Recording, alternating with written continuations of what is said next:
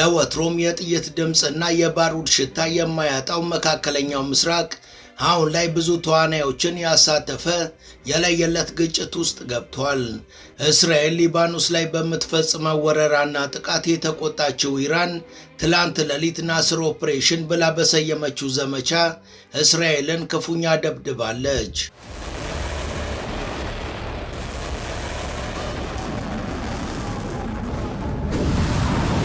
ከዚህ ጥቃት ባሻገር ኢራን ትላንት ሌሊት በመካከለኛው ምስራቅ በርካታ ኢላማዎችን በባላስቲክ ሚሳኤሎች ዶግ አመድ አድርጋለች።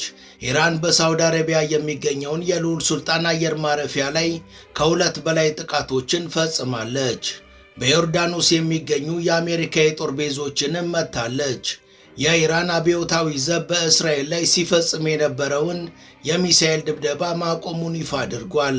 ሆኖም እስራኤል በሊባኖስ ላይ የምትሰነዝረውን ጥቃት ከቀጠለች ከትላንት ሌሊቱ እጅግ የከፋ እርምጃ እንደሚወስድ አስጠንቅቋል። የየመኖቹ ሁቲዎች በበኩላቸው እስራኤል ላይ የሚሳኤል ጥቃትን ፈጽመዋል።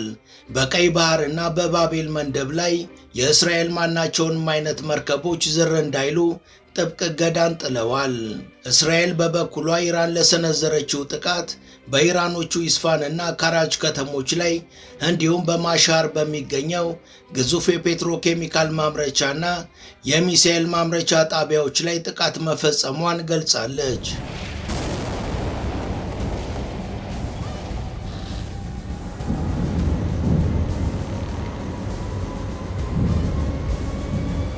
ኢራን ትላንት ሌሊት እስራኤል ላይ የሚሳኤል ጥቃትን ከፈጸመች በኋላ የእስራኤል ፍርድ ቤቶች አስተዳደር ወዲያውኑ ልዩ የአደጋ ጊዜ አስተዳደርን አውጇል። በዚህም መሰረት አስቸኳይ ያልሆኑ ችሎቶች በሙሉ ይሰረዛሉ። ይሄ ደግሞ የእስራኤሉ መሪ ቤንያሚን ኔታንያሁ ከጉቦ ከማጭበርበርና ከእምነት ማጉደል ክሶች ጋር በተያያዘ በቀረቡባቸው ክሶች የፍርድ ብይን የሚያገኙበትን ጊዜ ያራዘመ ሆኗል። የአሜሪካው መሪ ዶናልድ ትራምፕ በበኩላቸው ሁለቱ ወገኖች መታኮሳቸውን በአስቸኳይ እንዲያቆሙ ጥሪ አቅርበዋል። የሌሊቱን ግጭት ተከትሎም ኢራቅና ሶሪያ የአየር ክልላቸውን ሙሉ በሙሉ ዘግተዋል። ህንድ ዜጎቿ በአስቸኳይ ከኢራን እንዲወጡ ያሳሰበች ሲሆን ቻይናና የአውሮፓ ህብረት ግጭቱ በቀጠናው የባሰ ቀውስ እንዳይፈጥር ከፍተኛ ጥንቃቄ ያሻል ብለዋል። Missiles are flying again in the Middle East, with Iran and Israel trading strikes in the first serious escalation since the so-called ceasefire began. Donald Trump's continued claims of a peace deal are fading fast, the US president storming out of an interview, unable or unwilling to answer tough questions. ሰላም ጤና ይስጥልን። በመላው ዓለም የምትገኙ ውድ የመሿለኪያ ቤተሰቦች በዛሬው መሰናዷችን በእስራኤል በኢራንና በአሜሪካ ዙሪያ ስለተከሰቱ ጉዳዮች እንደዚሁም ደግሞ በቀጠናው ስላየለው ስጋት እናስቃኛችኋለን። ቻናላችንን ሰብስክራይብ፣ ላይክ እና ሼር በማድረግ ወዳጅነታችንን ታጠናክሩ ዘንድ እየጋበዝን ወደ መሰናዷችን አለፍን።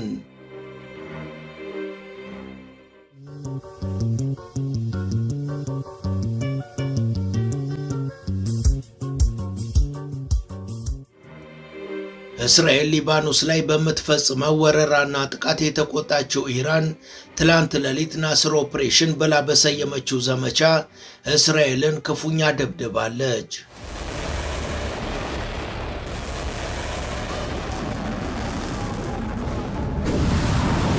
የኢራን አብዮታዊ ዘብ ለእስራኤል ወንጀሎች ምላሽ ለመስጠት የእስራኤሉን ራማት ዴቪድ የአየር ኃይል ቤዝን በባላስቲክ ሚሳኤሎች መደብደቡን ገልጿል።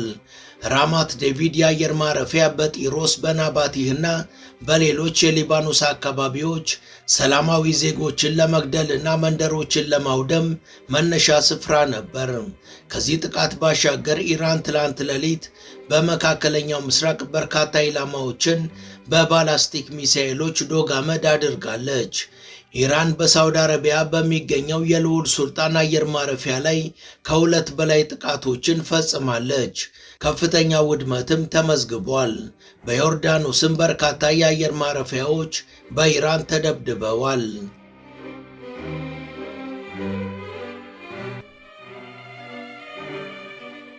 ኢራን የአፕሪል 8ቱን የተኩስ አቁም ስምምነት የተቀበልነው በሁሉም ግንባሮች ላይ ጦርነቱ እንዲቆም ብቻ ነው። ነገር ግን አሜሪካና እስራኤል በሊባኖስ ጥቃቶችን እየፈጸሙ ነው። በኢራን የባህር ዳርቻዎችና መርከቦች ላይ በሆርሙዝ ሰርጥ፣ በኦማን ባህርና በህንድ ውቅያኖስ ላይ ተደጋጋሚ ድብደባዎችን አድርሰዋል። የዛሬው ምሽት ኦፕሬሽንም ቀላል ማስጠንቀቂያ ነው እንጂ አቅማችንን የሚያሳይ አይደለም ብሏል። የእስራኤል ጥቃት ከቀጠለም ኢራን ምላሿ እንደሚሰፋ ተናግሯል። ከዚህ በኋላ የምንወስደው እርምጃም በቀጠናው ውስጥ የሚገኙ ሁሉንም ኢላማዎችን የሚያካትት ይሆናል ብሏል። የአዝራት ካታም አልአንቢያ ዋና መስሪያ ቤት አዛዥ በበኩላቸው እስራኤል በቤሩት ላይ ላደረሰችው ጥቃት የኢራን የአጸፋ ዘመቻ መጀመሩን በይፋ አስታውቀዋል። እንደ ኮማንደሩ ገለጻ ጨቋኙ የጽዮናዊ አገዛዝ የተኩስ አቁምን በተደጋጋሚ በመጣስ በሊባኖስ ሕዝብ ላይ የሚያደርሰውን ጥቃት በአሜሪካ ድጋፍና በዓለም አቀፍ ድርጅቶች ዝምታ ተባብሷል። አሁን ላይ በደቡባዊ ሊባኖስ ጥቃቶችን በማስፋፋትና በቤሩት ዳሂህ ላይ በማነጣጠር እስራኤል ሁሉንም ቀይ መስመሮች አቋርጣለች ብለዋል። ከዚህ ቀደም በቤሩት ዳሂህ አካባቢ የሚፈጸመው ወንጀል ከዚህ በላይ የሰፋ ከሄደ ኢላማ ባደረግናቸው ቦታዎች ላይ ሁሉ ጥቃት እንደምንፈጽም እናስጠነቅቃለን ሲሉ ኮማንደሩ ተናግረዋል።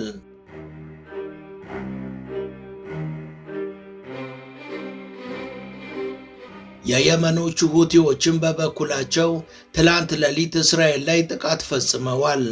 ሁቲዎች በእስራኤል ላይ የፈጸምነው ጥቃት በተለይ እስራኤል በወረረችው የጃፋ ክልል ውስጥ ወሳኝ የሆኑ የጠላት ኢላማዎች ላይ ያነጣጠረ ነው ሲሉ ገልጸዋል። እስራኤልም ሁቲዎች ድብደባ እንደፈጸሙባት አረጋግጣለች። ሁቲዎች ባወጡት መግለጫ ከዚህ በኋላ በቀይ ባህር ላይ የእስራኤል የባህር ጉዞን ሙሉ በሙሉ አግደናል፣ ይህን እግድ የጣሰ መርከብም አስከፊ ጥቃት ይጠብቀዋል ብለዋል። አክለውም በፍልስጤም፣ በጋዛ፣ በኢራን፣ በሊባኖስና በኢራቅ ሕዝባችን ላይ የተፈጸመ ያለውን ወረራና ፍጅት እያየን ከእንግዲህ ዝም አንልም ብለዋል። ማንኛውም የእስራኤል እንቅስቃሴም ከዚህ በኋላ እንደ ወታደራዊ ኢላማ ይቆጠራል ሲሉ ሁቲዎች አስጠንቅቀዋል። نعلن حظر الملاحة البحرية بشكل كامل وتام على العدو الإسرائيلي في البحر الأحمر ካሁን በኋላ ምንም አይነት የባህር ላይ እንቅስቃሴን እንዳታደርግ እስራኤልን አግደናታል። ከዚህ በኋላ እሷና ማሪታይም በቀይ ባህርና በህንድ ውቅያኖስ ላይ ተለያይተዋል። ካሁን በኋላ በእስራኤል የሚደረግን የትኛውንም አይነት እንቅስቃሴ እንደ ወታደራዊ ጥቃት ነው የምንቆጥረው። አንድም የእስራኤል መርከብ ቀይ ባህርና እኛን የሚያዋስነን ህንድ ውቅያኖስ ዝር ካለ ለምንወስደው እርምጃ ተጠያቂ አንሆንም። እስራኤል በበኩሏ ኢራን ለሰነዘረችው ጥቃት በኢራኖቹ ኢስፋንና ካራጅ ላይ ጥቃቶችን ፈጽማለች።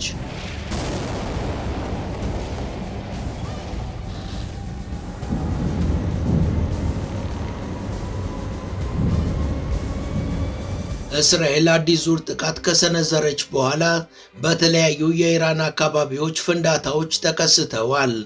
ከኢስፋን በስተምዕራብ በምትገኘው ናጃፍ አባድ አቅራቢያም ፍንዳታዎች ተከስተዋል። ጭስም ታይቷል። በኢስፋን 3 ፍንዳታዎች እንደተሰሙና በካራጅም ሌላ ፍንዳታ እንደነበር ተጠቁሟል። የእስራኤል ጦር አየር ኃይል በኢራን ወታደራዊ መረጃ መምሪያ የሚገኙ በርካታ ኢላማዎችን መትቻለሁ ብሏል። የእስራኤል የጦር አመራሮችም ጥቃቱን የፈጸምነው ከኢራቅና ከባህር ላይ ተነስተን ነው ሲሉ ገልጸዋል። በሌላ በኩል በመላው እስራኤል የሳይረን ድምፅ ሲጮህ አድሯል። ከኢራን ተጨማሪ ሚሳኤሎች እንደሚወነጨፉም ራዳሮቻችን ምልክት እየሰጡ ነው ብለዋል። የእስራኤል አየር ኃይል አስፈላጊ ሆኖ ሲገኝ ሚሳኤሎችን ለመጥለፍና ለመምታት እየሰራ መሆኑን ገልጿል። የእስራኤል መንግስት ህዝቡን ያስጠነቀቀ ሲሆን መከላከሉ ሄርሜቲክ አይደለም ብሏል። አንድ የእስራኤል ከፍተኛ ባለስልጣን በሰራዊቱ ሬዲዮ ከኢራን ወደ እስራኤል ግዛት ጥቃት መጀመሩና ይህም የጦርነቱን ዳግም መቀስቀስ የሚያውጅ ነው ብለዋል። የእስራኤል ጦር ሰራዊት ሬዲዮ ጋዜጠኛ ዶሮን ካዶሽ በበኩሉ ወታደሮቻችን ለትልቅ የመጠባበቂያ ክምችት እየተዘጋጁ ነው፣ በርካታ ተጠባባቂ ሻለቃዎችንም እናንቀሳቅሳለን በማለት ገልጿል። ካዶሽ ወታደሮቻቸው በድንበር ላይ በተለይም በዌስት ባንክና ዮርዳኖስ ድንበር ላይ ያለውን ኃይል ያጠናክራል። የእስራኤል ኮማንድ ፖስትም ዛሬ ጠዋት መጠነ ሰፊ የመጠባበቂያ ቅስቀሳን መጀመሩን አክሎ ጠቅሷል።